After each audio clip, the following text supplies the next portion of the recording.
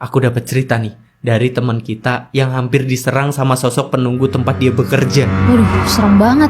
Gimana tuh ceritanya? Oke, panggil aja teman kita ini namanya Bowo ya. Nah, Bowo ini umurnya masih 18 tahun, yang baru aja lulus dari sekolahnya. Setelah lulus, Bowo ini melamar kerja di mana-mana, tapi tetap nggak diterima. Akhirnya suatu hari Bowo ini ketemulah sama saudaranya yang ngasih info ada lowongan pekerjaan jadi tukang jaga peternakan sapi. Karena nggak ada pilihan, Bowo ini terimalah pekerjaan itu. Singkatnya, Bowo ini datang ke peternakan sapi dan bertemu sama pemiliknya yang bernama Pak Herman. Demi kenyamanan bersama, aku nggak bisa kasih tahu info lokasinya ada di mana. Yang jelas pas Bowo ini sampai sana, dia ini langsung diterima kerja buat jaga sapi di sana. Tapi ada syarat lain dari pekerjaan itu, di mana Bowo ini harus tinggal di peternakan itu. Ya, Bowo oke-oke aja lah, karena ini juga jadi kesempatan yang bagus bagi Bowo dapat pengalaman baru. Nah, beberapa bulan pas Bowo ini kerja di sana, Bowo ini nemuin ada anak sapi yang metong di peternakan itu. Tapi anehnya, sapi yang metong itu jumlahnya selalu ganjil.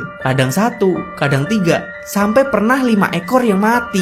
Pas Bowo ini lapor ke Pak Herman soal anak-anak sapi yang mati itu, Pak Herman ini malah bilang, "Udah, nggak apa-apa, cuma anaknya kok. Yang penting kamu nggak apa-apa." Dengar itu, Bowo ini ngerasa aneh. Tapi di sisi lain, Bowo ini juga merasa lega karena nggak dimarahin sama Pak Herman. Akhirnya Bowo baliklah ke peternakan sapi buat lanjut kerja dan mulai berinisiatif buat mengecek kandang sapi tiap jam 12 malam.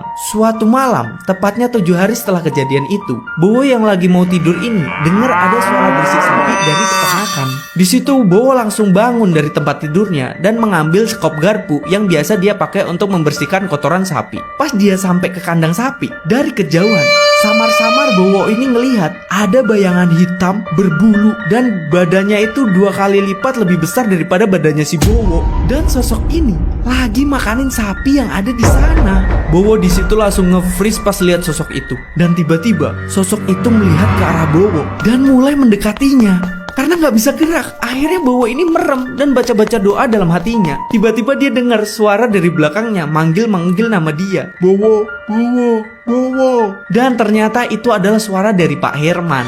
Pas Bowo balik ngelihat arah sosok itu tadi, sosoknya itu udah hilang.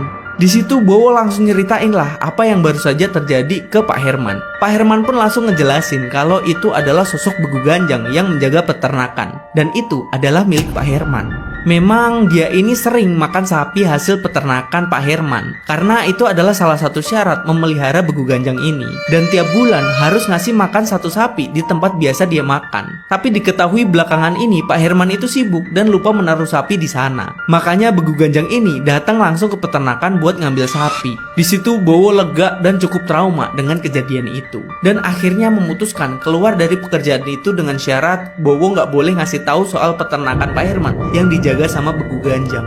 Ya ampun.